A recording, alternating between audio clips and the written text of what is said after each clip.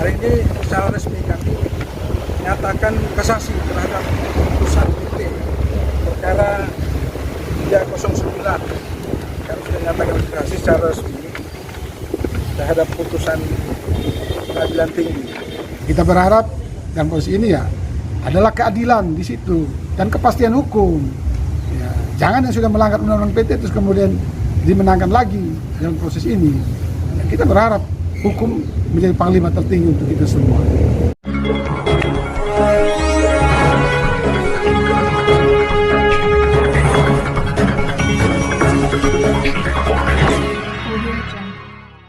Selamat siang Bapak Ishak Rehe. Selamat siang. Pada saat ini Bapak Ishak sedang berada di kantor Pengadilan Negeri Kelas 1 Akupang. Bisa menjelaskan terkait dengan kedatangan Bapak pada hari ini, maksudnya apa? Ya baik, terima kasih buat pakar hukum yang ada hari ini. Jadi kedatangan saya ke sini dalam rangka untuk merespon surat pemberitahuan Pengadilan Negeri terkait perkara 309 yaitu kekuatan hukum yang saya melakukan gugatan terhadap pokok perkara tentang pemberhentian saya sebagai pertama.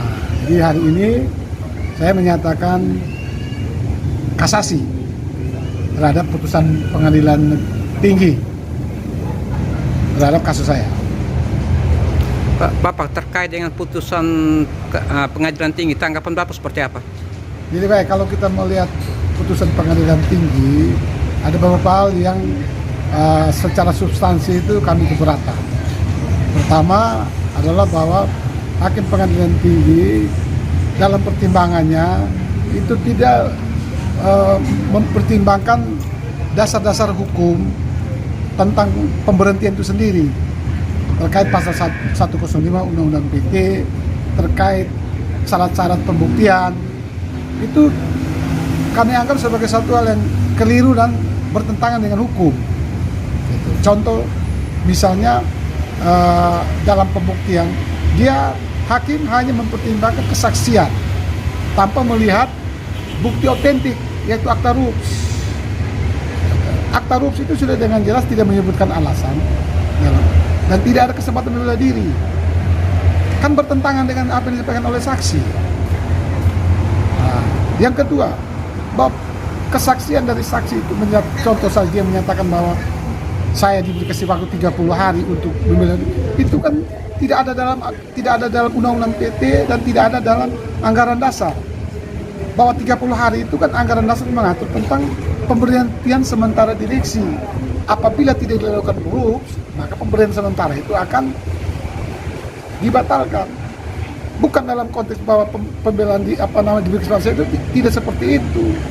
Jadi sebenarnya mereka salah menafsirkan undang-undang dan menafsirkan anggaran dasar Bank NPT. Seperti itu. Dan juga pendapat-pendapat dari hanya menempat kesaksian dari saksi, keterangan saksi ahli, itu kan pendapat saksi ahli juga bertentangan dengan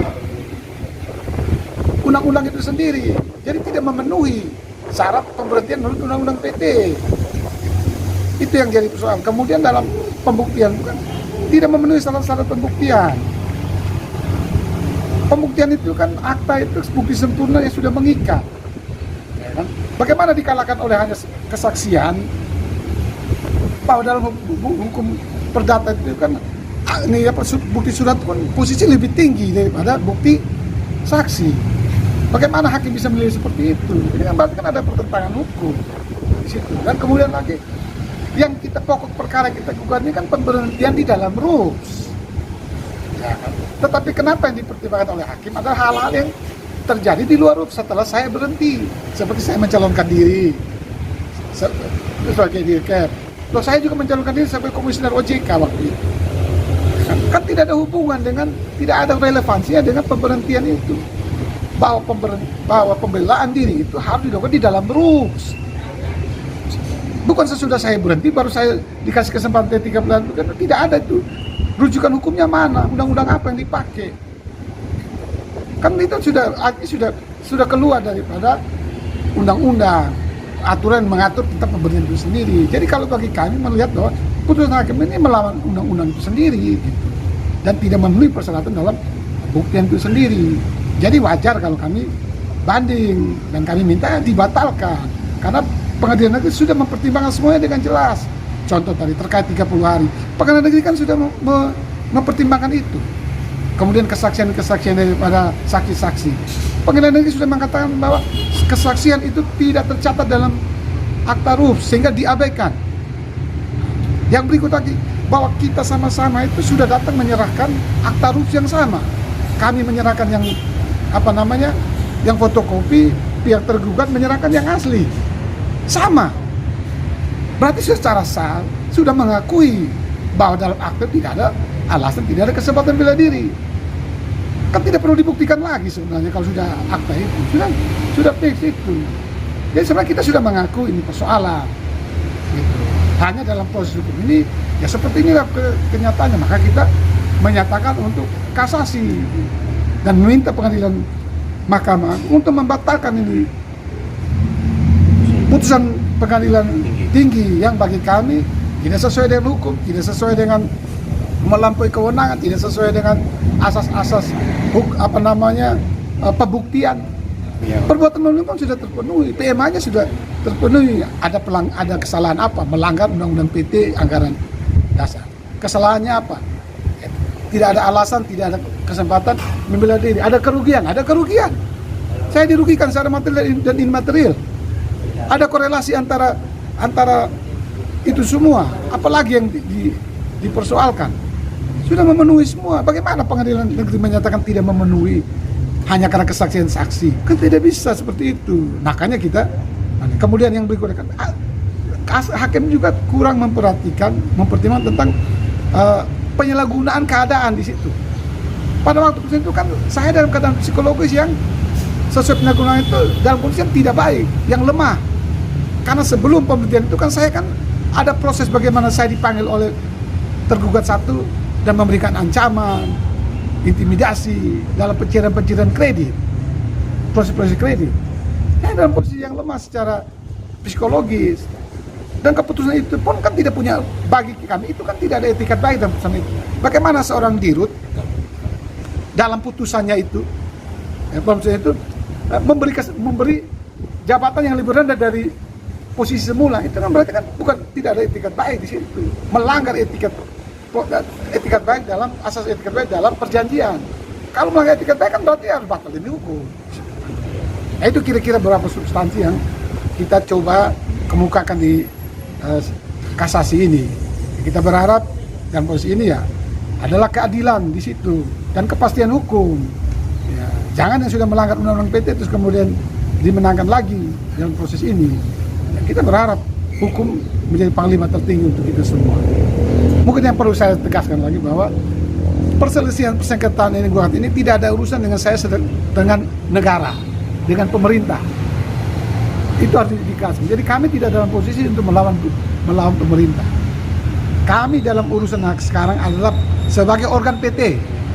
Saya sebagai dirut ya, yang diberhentikan dan mereka sebagai pemegang saham. Itu ranahnya. Ya, itu ranahnya. Jadi ini gugatan murni privat, perdata antara direksi, saya sebagai dirut yang diberhentikan dan para pemegang saham. Itu. Kalau boleh tahu, apakah pengadilan tinggi mempertimbangkan barang bukti berupa rekaman yang pernah diajukan? Jadi begini, barang bukti rekaman yang sudah kami sampaikan dan transkripnya yang sudah kita uji forensik itu tidak, saya lihat tidak dipertimbangkan. Jadi berarti hakim pengadilan tinggi juga sebagai asas hukum dalam pemeriksaan di tingkat banding kan harus memperhatikan seluruh gugatan. Ya, seluruh gugatan itu harus dilihat dan harus diperiksa oleh itu, tidak dilakukan dalam situ. Nah, kalau mereka sampai ke situ berarti mereka akan menemukan bahwa ada penyalahgunaan keadaan nanti. Karena secara psikologis kan saya dalam keadaan yang lemah secara psikologis akibat bukti dalam rekaman itu ada ancaman kata-kata monyet terhadap saya, tampar terhadap saya.